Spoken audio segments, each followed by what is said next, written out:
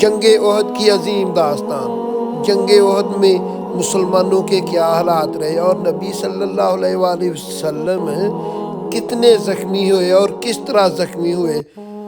بسم اللہ الرحمن الرحیم۔ جنگ احد، جنگ کے اسباب کیا تھے؟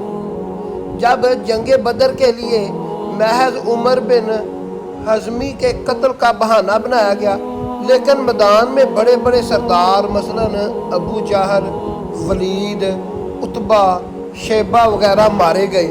اب مکے کے نئے سردار ابو سفیان نے ان کا بدلہ لینے کے لیے جنگ کی تیاری شروع کر دی۔ شام کی تجارتی شاہراہ جس پر مکے کی معیشت کا انحصار تھا، اسے محفوظ کرنے کے لیے مدینہ کی حکومت کا خاتمہ سمجھا گیا۔ مدینہ اور سیاسی اعتبار سے قریش کے تمام قبائل عرب پر خاص امتیاز حاصل تھا۔ بدر کی شکست نے قریش کی شہرت کو بہت نقصان پہنچایا اور قبائل عرب میں ان کی اہمیت کم ہو گئی۔ اب بات کا تنازع یہ کہ اس کا بدلہ لے کر اپنے گرتے ہوئے وقار کو سنبھالا جائے۔ مکے کے نئے سردار ابو سفیان نے بدر کے مقتولین کا قتل کا بدلہ لینے کے لیے قسم کھا لی کہ شام سے آنے والے قافلے کا تمام سرمایہ جنگی تیاریوں کے لیے وقف کر دیا۔ شاعروں نے جذبات بھڑکانے والی نظمیں لکھیں اور عورتوں نے تانے دیے۔ اسی طرح ایک سال میں 3000 آدمیوں کی فوج لڑائی کے لیے تیار ہو گئی۔ رسول اللہ صلی اللہ علیہ وآلہ وسلم کو اپنے چچا حضرت عباس کے ذریعے قریش کی جنگی تیاریوں کا علم ہوا، تو آپ صلی اللہ علیہ وآلہ وسلم نے مسلمانوں کو مشورے کے لیے مسجد نبوی میں بلایا۔ عبداللہ بن ابی منافق تھا۔ اس نے رائے دی کہ شہر میں رہ کر دشمن کا مقابلہ کیا جائے، لیکن حضرت حمزہ رضی اللہ تعالیٰ عنہ نے مشورہ دیا کہ میری رائے ہے کہ شہر بند ہونے سے کوئی فائدہ نہیں ہوگا، کیونکہ معلوم نہیں کب تک محاصرہ جاری رہے، اسی لیے شہر سے نکل کر دشمن کا مقابلہ کرنا چاہیے۔ باقی صحابہ کرام نے بھی ان کی رائے کی تائید کی اور آخر اکثریت کی رائے کے حق میں فیصلہ ہوا دشمن کا کھلے میدان میں مقابلہ کیا جائے۔ قریش کا لشکر احد کے میدان میں پڑاؤ ڈالے ہوئے تھا کہ حضور پاک صلی اللہ علیہ وآلہ وسلم جمعے کی نماز کے بعد 1000 مجاہدین کو ہمراہ لیے شہر سے نکل پڑے۔ شہر سے باہر عبداللہ بن ابی منافق نے اپنے 300 سپاہیوں کو لے کر اسلامی لشکر سے علیحدہ ہو گیا۔ چنانچہ میری بات نہیں مانی، اسی لیے میں آپ لوگوں کے ساتھ نہیں جاؤں گا۔ اسی طرح کفار کے 3000 کے مقابلے میں 700 مسلمان رہ گئے۔ مسلمان عورتوں کی کافی تعداد بھی ساتھ تھی، لیکن زخمی سپاہیوں کی مرہم پٹی کریں، انہیں پانی پلائیں اور تیر وغیرہ لا کر دینے میں سپاہیوں کی مدد کریں۔ احد کے میدان میں پہنچ کر نبی پاک صلی اللہ علیہ وآلہ وسلم نے پہاڑ کی پشت پر رکھ کر پڑاؤ ڈالا۔ احد کی پہاڑی کے جنوبی حصے میں ایک وادی تھی۔ نبی کریم صلی اللہ علیہ وآلہ وسلم نے اس پہاڑی پر 50 تیر انداز بٹھا دیے۔ حضرت عبداللہ بن زبیر کی سربراہی مقرر کی اور انہیں حکم دیا کہ جب تک نہ کہا جائے اس پہاڑی اور چوٹی کو نہیں چھوڑنا، کسی حال پر بھی آپ نے اس چوٹی کو، اس درے کو نہیں چھوڑنا۔ باقی سب سپاہیوں کو آپ نے میدان میں تربیت سے صفوں میں کھڑا کیا۔ قریش کی عورتیں زرمیہ گیت گاتی ہوئی آگے بڑھی، پھر جنگ شروع ہوئی۔ عرب کے دستور کے مطابق ان کا علمدار طلحہ سب سے آگے آیا اور مقابلے کے لیے للکارا۔ حضرت علی رضی اللہ تعالیٰ عنہ نے ان کے مقابلے کے لیے نکلے اور اسے قتل کر دیا۔ اس پر طلحہ کا لڑکا جوش انتقام سے نکلا اور حضرت حمزہ نے آگے بڑھ کر اس کا بھی خاتمہ کر دیا۔ اب عام لڑائی شروع ہو گئی۔ حضرت علی، حضرت حمزہ اور حضرت ابو دجانہ انصاری دشمن کی صفوں میں گھس گئے اور دشمن کے سپاہیوں کو قتل کرنا شروع کر دیا۔ حضرت ابو دجانہ کی بہادری پر حضور پاک صلی اللہ علیہ وآلہ وسلم نے ایک تلوار بطور انعام عطا فرمائی۔ جنگ بدر میں ابو سفیان کی بیوی ہندہ کا باپ عتبہ اور چچا شیبہ حضرت حمزہ کے ہاتھوں مارے گئے تھے۔ اور اس کا بھائی ولید حضرت علی رضی اللہ تعالیٰ عنہ نے قتل کیا تھا، اس لیے وہ انتقام کی آگ میں جل رہے تھے۔ اس نے حبشی غلام وحشی کو انعام کا لالچ دے کر حضرت حمزہ کو شہید کرنے پر آمادہ کر لیا۔ وہ نیزہ پھینکنے میں بہت ماہر تھا، اس نے حضرت حمزہ کو شہید کیا اور ہندا نے جوش انتقام میں حضرت حمزہ کا پیٹ چاک کر کے کلیجہ نکال کر دانتوں تلے چبایا۔ اگرچہ مسلمانوں کی تعداد کم تھی، ان کے پاس ہتھیار بھی کافی نہ تھے، لیکن جوش ایمانی نے انہوں نے ایسی جنگ کی کہ کفار کے قدم اکھڑ گئے، وہ میدان سے بھاگ نکلے۔ اس پر مسلمانوں نے ان کا پیچھا کرنے کی بجائے غنیمت کا مال جمع کرنا شروع کر دیا۔ درے پر جو 50 آدمی آپ صلی اللہ علیہ وآلہ وسلم نے مقرر کیے تھے کہ آپ نے اس درے سے پیچھے نہیں ہٹنا چاہے جنگ ختم ہو جائے، وہ بھی مال غنیمت جمع کرنے میں شریک ہو گئے۔ ان کے سردار نے کافی سمجھا کہ حضور صلی اللہ علیہ وآلہ وسلم کے حکم کے بغیر کسی حال بھی تم اس جگہ سے نہ ہٹو، لیکن انہوں نے یہ بات سمجھی کہ نبی صلی اللہ علیہ وآلہ وسلم کا حکم بس جنگ کے خاتمے تک تھا، اب جنگ ختم ہو چکی ہے۔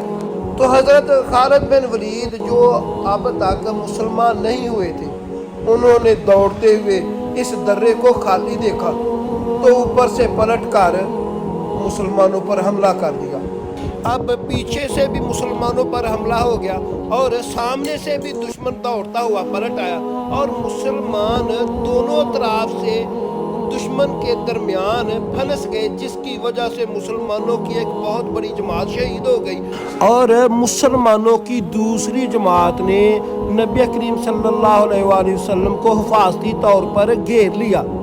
آپ کفار کا سارا زور نبی کریم صلی اللہ علیہ وآلہ وسلم کی جانب تھا کہ کسی طرح آپ کو شہید کر دیں۔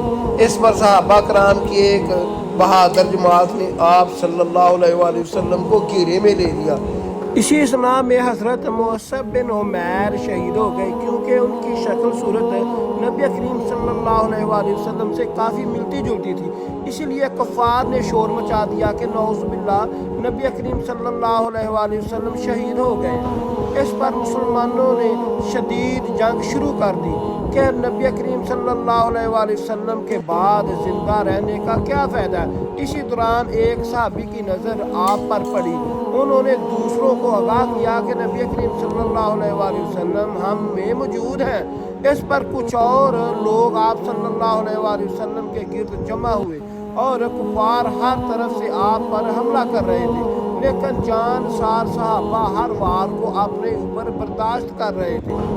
اسی اثناء میں حضور صلی اللہ علیہ وآلہ وسلم کا چہرہ مبارک زخمی ہوا اور دندان مبارک شہید ہو گئے، اور خود کی کڑیاں چہرہ مبارک میں چپ گئیں، لیکن اسی حالت میں بھی آپ کی زبان مبارک پر جو الفاظ تھے وہ آپ کی وسعت قلبی کی واضح دلیل ہے۔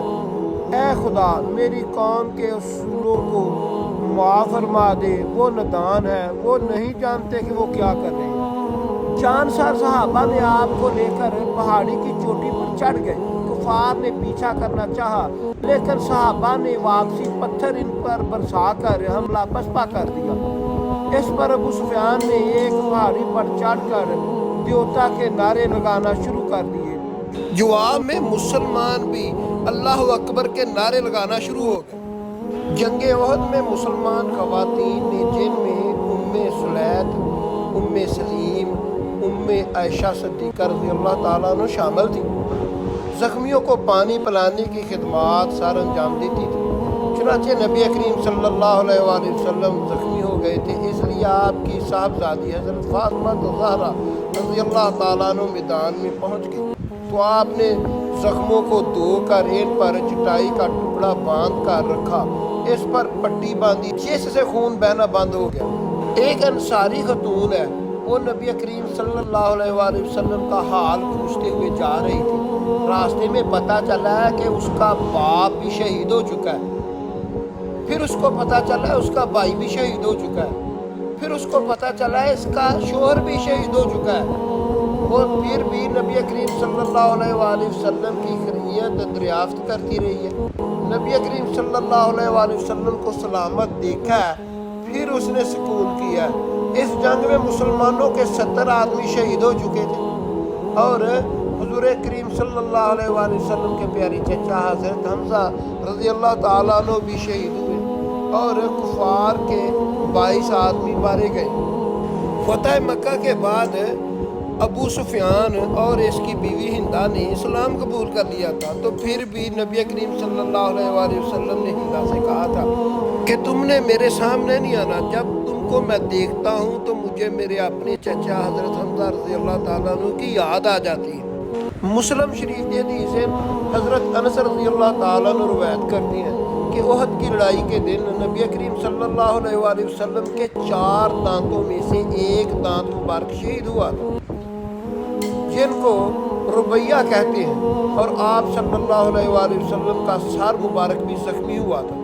آپ خون مبارک پوچھتے جاتے تھے اور یہ فرماتے جاتے تھے کہ وہ قوم کیوں کر فلاح یاب ہو سکتی ہے جس نے اپنے نبی پاک صلی اللہ علیہ وسلم کا سر مبارک زخمی کیا اور اس کے دانت مبارک شہید کر دیے۔ ربیہ عربی میں اوپر کے اور نیچے کے ان 4 دانتوں کو کہتے ہیں جو ثنیہ اور انیاب کے درمیان ہوتے ہیں۔ چنانچہ آپ صلی اللہ علیہ وسلم کے نیچے کے ان 2 دانتوں میں سے دائیں طرف کا ایک دانت ٹوٹ گیا تھا، اور اس کے ساتھ نیچے کا لب مبارک بھی زخمی ہوا تھا۔ ایسی اچھی ویڈیو دیکھنے کے لیے میرا چینل ضرب الاسلام سبسکرائب کر لیں، بیل آئیکن کا نشان آن کر لیں تاکہ میری